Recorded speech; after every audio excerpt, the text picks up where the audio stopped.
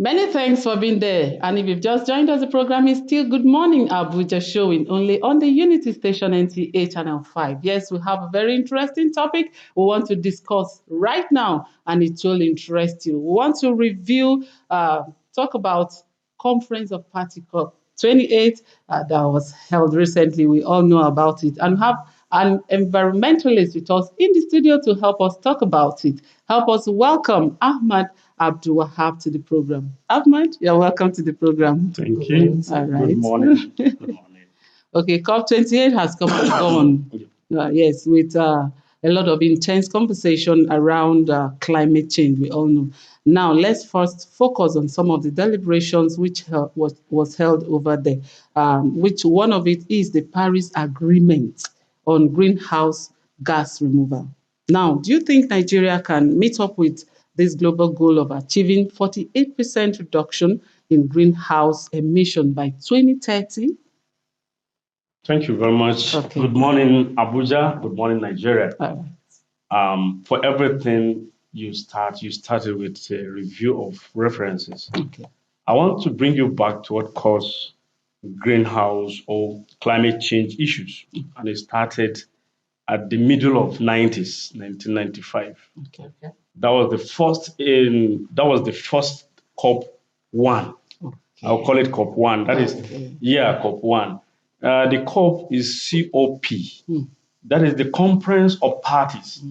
These parties are not PDP, MPC, UNPP, whatever, APC or whatever. No, these are the parties extracted by nations, by the world leaders. Okay. And this thing happened in 1995, where all the world gathered in, the first party was in Germany. Is what is in Germany, the first COP 1. And what caused it? There is a scientist called Barclay Art. Okay. Mr. Barclay Art says, since ranging from the beginning of industrial age, that is 1885, 1886, up to 1899, the global warming started because of the extent of which temperatures is changing. But the climate is the kind of change of weather within a period of time, like 10 years. And it affects a lot of things. Now, I don't want to divert from what you asked me. Nigeria is in Africa. If you can go to the map of the world and analyzing the issue of climate change that is aimed at 2030, Nigeria has not even started. Wow. The Africa entirely. If you look at the map, it is colored in gray. And what that gray says, not decided even. That is Africa. Africa didn't decide. Go to your community, look at your community, maybe ranging from when you were 10 years and ranging when you were 10 years. Then you ask yourself, the number of trees you see in those days, the number of companies that are not present, but they are present here. And what caused this particular scenario of climate change is the emission of these, what do you call it, greenhouse gases. These greenhouse gases, the major ones are the methane, which is obtained from the harvest we are doing, the cutting of the trees, and the processing of the agricultural produce. Then the carbon dioxide. You emit carbon dioxide, your contribution to all this global emission of gas. Why? Because you have gen. You have a car. You own light. Now, this is the halogen you are using. It's bringing a lot of emission. This halogen you are using, you're supposed to use this particular one, the solar powered whatever. Environmentalist is in the house. So if you go to, I appreciate your ICT office when I was coming. I saw solar because in that office, a lot of gases are going out and it's affecting the young children and the older ones, even ourselves. If you look at your eyes, it's supposed to be very clean and clear. It's supposed to be clear because it's supposed to be like American, all these Europe and whatever, because they have clean eye because the carbons are not affecting them in much cases. So what I'm saying is that Nigeria is not ready to fulfill this promise because it's a promise. In 1995, when we started, the then president in 2000, Obasanjo was the one that signed the charter that they are going to reduce the carbon emission in Nigeria. He signed it and they enacted MDG then, which transformed in 2005 to SDG, Sustainable Development Goals. We are not ready in Nigeria because of the policy is not strong. How many times you see people cutting trees, building houses, they saw trees like 200 in the house, in the plot, but they didn't do anything to even plant 10. Are we ready? This is at individual level. How many companies that gathered a very vast hectares of land, cut all the trees, and they have never even planted more than 20 trees?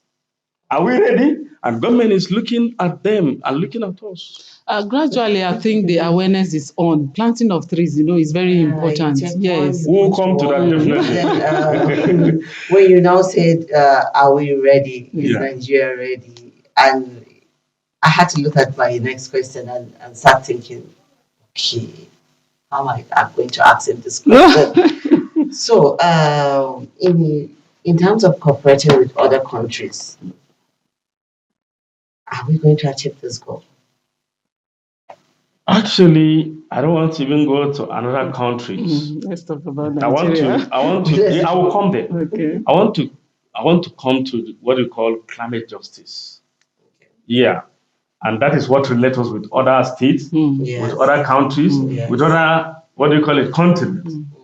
Now, if you look at Lagos, you look at Port Harcourt, you look at, what do you call it, Ibadan, you look at Kano, you cannot even count the number of companies that emit carbons that is toxic to this world. Okay. And these are the carbon that we make promise. We sign charter. And when this president came back to the nations, all the nations, they now created coordinators in every state that carbon should be reduced. And what Barclay said, 2%, 2 degrees Celsius is what these particular carbons are causing a lot of problems in the world. Temperature is raising up to 2% from the unique, authentic, and the recommended temperature of the world. That is increasing up to 1%. Now, 1 degree Celsius. Now we are increasing the temperature of the world to 2 to 0.5%. And Barclay says, if temperature raises up to 2.5% from now to 2040, the whole world is going to be in menace. The whole world can burn itself. You see people burning themselves, you can't even reside yourself here. Because when temperature increases up to 2.5% at 2040, most of the diseases that have never been uncovered is going to be boil out. And it is detrimental to the whole of the human being that inhale and exhale. I tend to agree with what he's saying because let's even bring it down to this the change of weather. Before we have this cool morning, before you get to afternoon, you could see the heaviness of the sun. Yes. The heaviness of the sun. Exactly. Now let's come back to us here. Yes. Yes. More to that. Yes. So now let's come back to us here in Nigeria. We have limited resources. Now, as an environmentalist, talk to us. How do you think Nigeria can fulfill her commitment on tackling change, considering what we have, limited resources? Exactly, we have limited resources. But to some extent, we're saying limited is white man idea. To some environmental, we call it scam. Okay. Resources are not limited.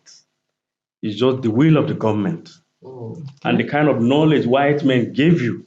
Because these limited resources they're tapping, they're using to make us slave. I'm not cutting anybody. The major issue is that we can tackle it. Okay. How? Number one, government policy has to be re-emphasized and has to be taken care of. Okay. You caught it in court, taking care of government policy. Look at the government in every country in the nation, in Africa. Are we very serious about it? That is number one. Even the light you are consuming now from electricity, the first thing is solar. Are we ready to even send people to white men to learn how to construct this solar. Because me and you know the cost price of solar.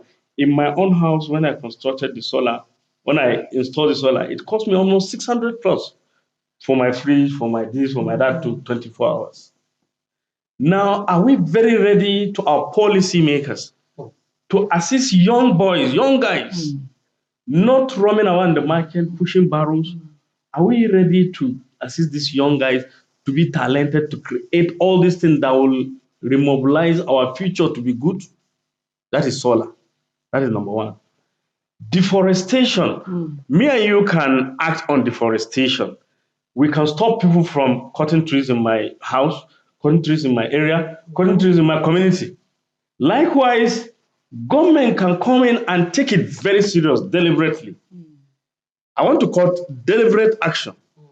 If government is not deliberate about it, sincerely speaking, we cannot achieve anything. There are laws in COP 7, COP 8, up to COP 27. Laws that when you cut a tree, there are penalties that you're supposed to take. Yes. If you want to build a house, when you cut one, you plant 10. You have to replace anything 10, you bring down. Yes. So are we very serious now? Number two. Now, if you look at the flooding. Okay. Flooding occurs because government only can construct drainage. And these drainage are very essential because our water are drained and our soil fat, soil nutrient are going with this water. And at the same time, we don't have anything to do. Government are not doing so that we are not doing. This is another way you can curtail this particular menace. Then finally, retraining, re-emphasizing the awareness. Many people don't know why we are talking about climate. Many people don't know what is sustainable development goals that is going on now. Now, awareness is very important. Number 4, replanting trees. Let it be like the way we pray in the mosque. Let the Christian do it the way they are going to mosque every day. It is there in the Quran. It is there in the Bible that planting trees is part of this religion. And if we didn't do it, it will affect us. Let me tell you something. The oxygen you are inhaling inside this room is from trees. God doesn't have anywhere He sources it for us. It's from trees. And per day, we're removing trees. That is why the oxygen is reducing. That's why our diseases are increasing. That's why we're endangering ourselves. And that is what COP 28 is talking about. Reduce the carbon emission, reduce the light in your house, reduce the number of bikes that use fuel, fossil fuel, then add more bike, add more cars, add more electricity that has to do with solar. Then this carbon will come down. Wow. The carbon will come down and the disaster will now reduce in the country. It's like he has given us the recommendations. Exactly. This is what you're supposed to do in order for you to live a healthy life. But then let's look at KPMG recently released a survey saying most young British workers quit their high and paying jobs due to lack of compliance with the economic stewardship. So for a lesser paying, environmental and a friendly working place, do you think citizens in Nigeria can also take responsibility, to sustain our environment? Yes. Do you think we can do that? Yeah. We can use that question as a round up, right? I'll give you an example. Okay. I was in Taraba. Paying high jobs, and then you quit. Yeah, I was in Taraba. Okay. I saw the very authentic job the governor was doing. And he's a Nigerian. I was in Sokoto, my state. I saw the tremendous work they are doing. What they are doing is that they put forward the Sultan of Sokoto to be the yardstick for the planting tree. Currently, they introduce what you call 3 million planting every year. And they now take the most respected person in the country, in the state, to be the yardstick for that thing, to be the leader of that thing. And there is what we call ecological funds. When Sultan goes to ecological fund office and submit proposal for 3 million trees for Sokoto people. Nobody will back him up and say no. That is one. I was in Taraba. They do what we call climate justice. That any company that comes to Taraba, miner, or a company for any leather company or minerals or whatever, if you want to set a company, you are going to extract the raw material, you are going to cut trees to do this. Now, if you're going to gain 20,000 from that company, at least what is your profit? Your profit maybe is 500 naira. This 500 naira, 30 naira must go to Taraba State, then 20 naira will go to the company. But there are other states that you just look at people like in Zamfara. They are mining gold. They're releasing a lot of carbon. But the Zamfara state is not getting even 1%. That is the policy. We can do that. The community decided to say no mining in that place if there is no percentage coming to us. I mean, there is no construction for schools, no construction of market, no construction of this and that, no mining. This is climate justice. I could see the enthusiasm with which he's talking. We need to talk about this again. We need to talk about this again. Awareness is very important. It's very important. I don't even know what we're talking about, the climate change. Yeah, and like what he said, that we should make planting of trees our lifestyle. Your lifestyle. A habit. Definitely. Anywhere we'll go to. Thank you so much for your time with us this morning.